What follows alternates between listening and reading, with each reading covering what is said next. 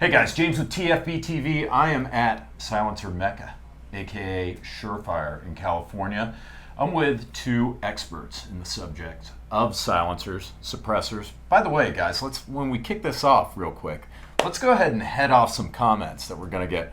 Which one is it, silencer or suppressor? And introduce yourselves. Tyler? Sure, I am Tyler from Silencer Shop. And as far as your question goes, let Barry introduce himself first. Yeah, I'm Barry Dueck. I'm with Surefire. I'm the Vice President of Suppressors and Weapons here. I call them suppressors. I call them whatever I feel like calling them that day. Yeah, right? Yep. I know, and we get, but you call it a silencer, you got somebody in the comments saying it's a suppressor, you've got, you call it a suppressor, people say, oh, here in Maxim, called it a silencer, so it's a silencer. Whatever you feel like at the time is fine. Yeah. The ATF and the paperwork we fill out calls them silencers, so hence the name of our shop. And that's what we're talking about today. We are talking about the top 5 guns to silence or suppress or whatever the hell you want to call it. We're in Barry's vault. What do you call this, Barry? Your vault? Your man cave? This is one of our vaults. But church? It's a place for meditation. Yeah, sure. Oh my God, I feel so peaceful in here. I feel so relaxed. I asked you before we got the camera rolling, and I put you on the spot, so I really appreciate you doing this, to come up with the 5 best guns to suppress. Let's go ahead and roll right into number 5. What is it? So, Sig Rattler, prefer the Surefire suppressor on it, but You don't say. excellent little gun. Compact, works well. 300 Blackout obviously is the fun. You stole my line. That's what I was about to say. 300 Blackout, just as a round, is a difficult one to beat when you're talking about favorite round to suppress, let alone favorite gun.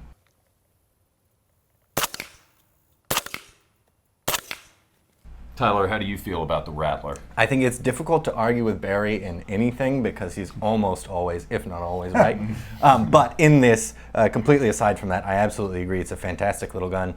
It's a ton of fun to shoot, and 300 Blackout, especially subsonic out of a suppressor, is a ton of fun. I'm thrilled that you picked this one. I'm a huge 300 Blackout fan. I'm a huge Sig Rattler fan. I've got one that I SBR'd. Whenever you put those subsonic loads in there, it's like a thumb snap. It's incredible. So I think that's a great pick. You started us off well. How does it get any better? Let's go to number 4. This is a Ruger 2245. It's so nice. You're teaching somebody how to shoot, and you don't have to worry about the sound and other things working, to scare them a little bit. When somebody's brand new around firearms.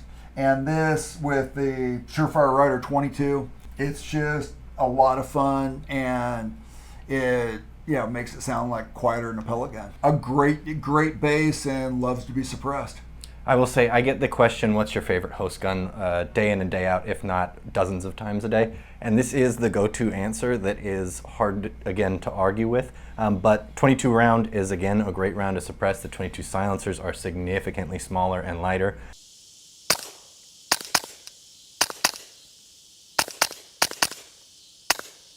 Without losing any performance, just because 22 is obviously a smaller and slower round. But the 2245 in particular takes a suppressor very well. You can very easily get factory threaded barrels for it, or a fancy pants aftermarket one as well. I will dock Barry a few points for the Mark IV version of it. I like the Mark III. There was nothing wrong with the Mark III in my mind. I spent a lot of time as a gunsmith reassembling broken Mark IIIs, so I'm familiar with the process.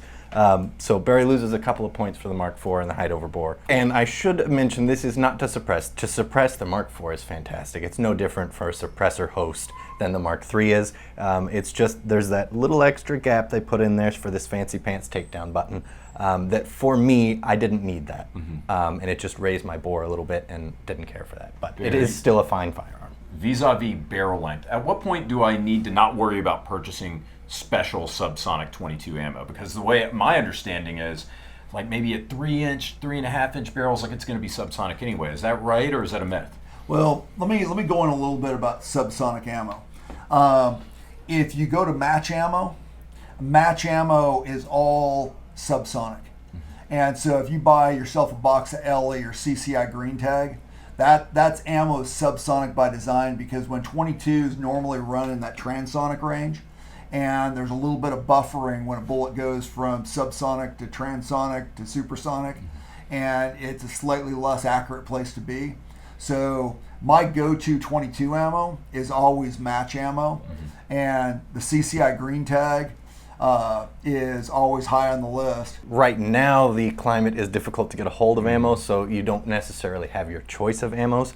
But I agree with everything Barry's saying. I would also point out, though, that we're talking subsonic ammo, but we're not talking like the CB ammo or the stuff that's just a primer in there without any powder or anything crazy like that, that's just barely coming out the end of the barrel. Most of that is not suppressor rated in any way, shape, or form, so we're talking about subsonic ammo around the 1,000 feet per second ballpark. For 22, what do you like, Tyler? 22 ammo. CCI standard is kind of our go-to. We've used it for years for testing, so big shout out to CCI and thanks for that.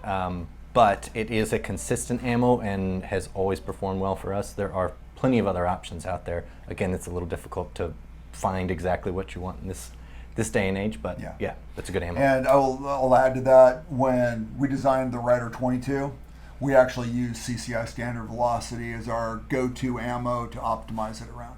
See, this is why I love having guys like you on the program, because this might be mundane information, everyday stuff for you guys, but for our viewers, like, this is like, holy crap, you know, this is kind of cool.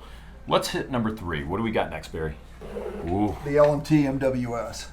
I really want to hear this explanation. I do too. Yeah. Overall, you know, shooting 3-gun, you know, I really specialized in, you know, shooting in heavy class. And one of the things I saw was having a rifle that runs helps you win matches. And in a couple of cases, Write that down. you know, in a couple of cases, I've been at matches where I may have not been shooting the very best match, but, you know, some other shooter that was having a great match, and all of a sudden you can't keep his equipment running.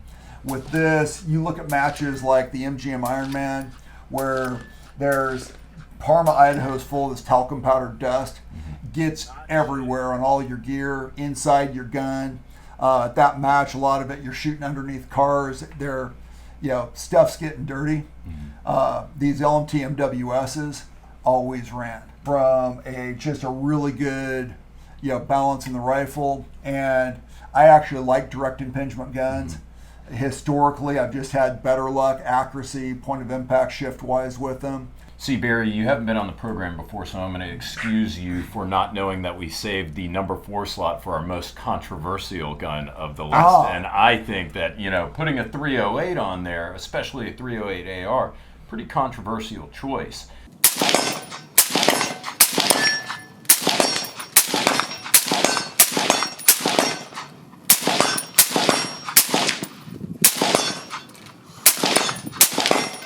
Don't have a lot to weigh in on the AR-10. I'm not a big AR-10 guy, and it's not that I have anything against them. I just typically don't shoot semi-automatic 308 in an AR platform. I will, however, 100% agree with Barry's suppressor choice on the end of that. The RC2 762, if you're shooting semi-auto out of an AR platform with a 308 round, I don't think you could beat it. It's a fantastic suppressor for this platform, direct impingement or piston. And what I would say to now sell your position on this is, for me, for a lot of shooters, shooting 308, especially out of shorter barreled rifles or semi-automatics, it can be unpleasant at the range, especially at a covered range. And I think that maybe having a 308 can, getting a nice robust 30 cal can, makes that experience of shooting a hard hitting round that'll go the distance, makes it that much easier. I mean, does that sound right? Yep, Yeah, it does. absolutely. Barry, I appreciate your number 3 controversial pick. Let's see what the number 2 is. It's a big boy. Oh gosh. Is M40A5. This happens to have the SOCOM 762 RC2 suppressor on, more of a Mark 13 suppressor, but you know, just, you know, great rifle. The SOCOM 300 SPS is really good fit on this rifle, as well as the 338 tie. So lot of suppressor options, but there's nothing, a good bolt action. This happens to be 762 by 51. 6.5 Creedmoor would be even, you know, probably even a little more fall in love. It's just the way he talks about it. It's like, it's just so embedded. It's so like romantic to it. I mean, you see all the things like in a straight and everything you can feed off the floor, and it's organized. Hey, I Dude, why would the bolt action be a better choice in 308 than the semi-auto we just looked at? Why is this number 2 and then the LMT the number 3? It depends when you're looking. It's what you're doing with the gun. Mm-hmm. So although it is possible, I've had some real tack drivers and gas guns. Most gas guns, if you can hold a minute with them, you're good. With a really good bolt action, I mean, half minutes, just a regular reality. Tyler, sell me on bolt actions. If I'm a novice, if I've got like a bolt action or a threaded bolt action hunting rifle, I mean, what are my benefits? What are my upsides to suppressing it? And I would say bolt action is a great place to start for a suppressor host. Most people own a bolt action of some flavor, 243 deer rifle or 30-06 or something like that laying around. That's very easy to drop that action out of the stock, take it to a gunsmith, have them thread the end of it if it's not already. And bada bing, bada boom, you've got a suppressor host that's fantastic. The big benefit of it is you don't have moving parts in your action, so there's no gas coming back at the shooter. It's all going forward, which makes for a much more pleasant shooting experience when suppressed. Just as you start to constrict the sound on the end of the barrel, that gas has to go somewhere. Mm-hmm. And in a gas blowback system, direct impingement, or even some piston systems, that gas follows the path of least resistance and comes back at the shooter. With a bolt action, you don't have to worry about any of that. You plug the suppressor on the end of it, you chamber around, that round is locked up in there until you release the bolt. So it makes for a fantastic suppressor host. I will also say, watching Barry, being the former Marine that he is, hold an M40, my Eagle and Anchor tattoo is tingling a little bit. Yeah, I absolutely agree. It's a fantastic rifle. And briefly explain for, let's say there's somebody out there, they're trying to figure out their first suppressor, their first host gun. What is gas blowback? When you've slowed the release of gas out the front of like a semi-auto or full auto gun, when the wet action's starting to unlock, pressure actually comes straight down the barrel. It didn't go out all the way out the muzzle, and it now comes out the back of the gun as well as suppressing it coming out the front. So depending on the design of the suppressor, like I said, our 300 SPS is optimized. It's was focused on 300 blackout, so it's full auto, no problem, rated in 300 blackout. But you put it on a 7.62 or a 300 Win Mag, it's semi-auto rated. But it's really, bolt guns are really where its home is, because with that on a bolt gun, back pressure is not an issue. It's super quiet. Head down to your good. Your elevation. Once you start on good blast, there's no okay, going back. full left, roll the bolt. So yeah, I pull middle left. Woo! Left. There you And go. you work the bolt, all the pressure's already gone from the suppressor. So you aren't getting a little gas in your face, makes your eyes burn. Time to change subjects. Number 1, what is it? Hit us, Barry. Number 1, Mark 18 with the SOCOM 556 RC2. Okay.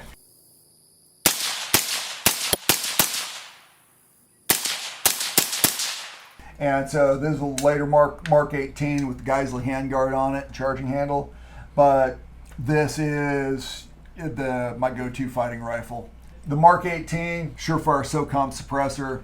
It's just a really hard rifle to beat. Funny though that you would pick that, because a while ago, a couple of years ago, you guys sent me the RC2, and I put that on a Mark 18, and I did that as like a 4th of July video.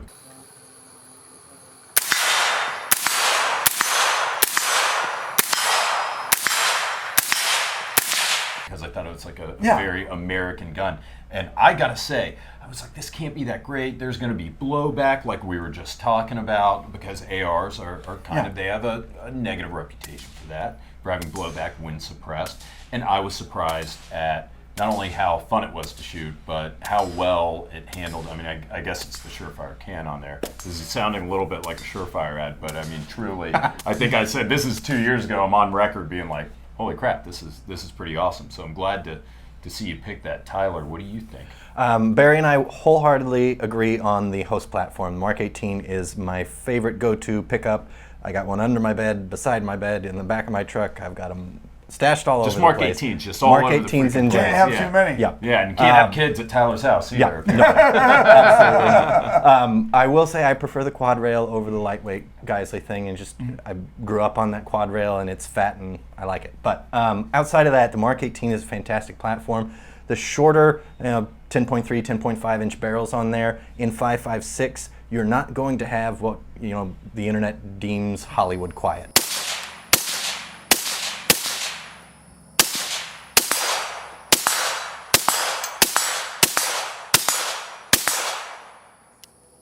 It's a 5.56 round, even if you're shooting a 77 grain Black Hills or something like that.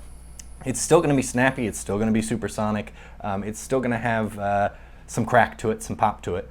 But I will say the delta between an unsuppressed 5.56 Mark 18 and a suppressed 5.56 Mark 18 is way more noticeable than a 300 Blackout 16-inch regular old AR unsuppressed versus suppressed. That's a great suppressed firearm and it's super quiet, but the difference between unsuppressed and suppressed on a platform like Mark 18, even though it isn't super quiet, the difference between the two, if that makes any sense. No, that actually, huge. not only does it make sense, that's an excellent point. I mean, you just kind of closed the book on the argument, because I was thinking, maybe this is a top 5 gun, but what you just said, that makes total sense to me. It's like, okay, the difference between firing that gun suppressed and unsuppressed, and it's a fantastic platform. It handles very well, it's reasonably accurate, lightweight.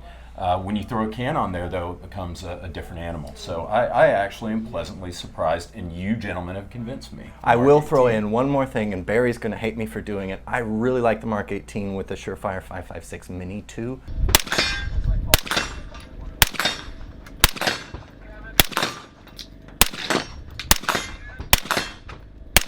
Which I know Barry doesn't like because it throws some extra flash out the front. No, it depends on the ammo you're shooting. Yes. I've got, if you're shooting ammo with flash retardant in it, the Mini 2 is an excellent choice.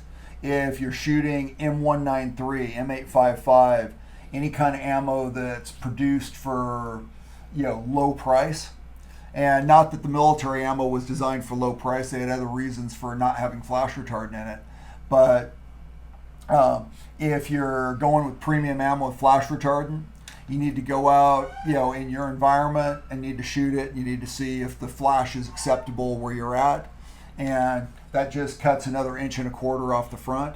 And my go-to on a 14.5 is a mini. My go-to on a 10.3 is a full-length 6.25 inch suppressor From the horse's mouth.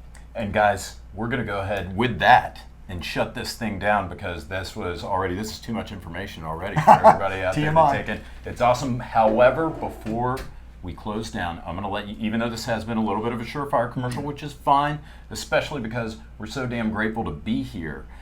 If you can only own one Surefire can, and this is for both of you guys, what is it?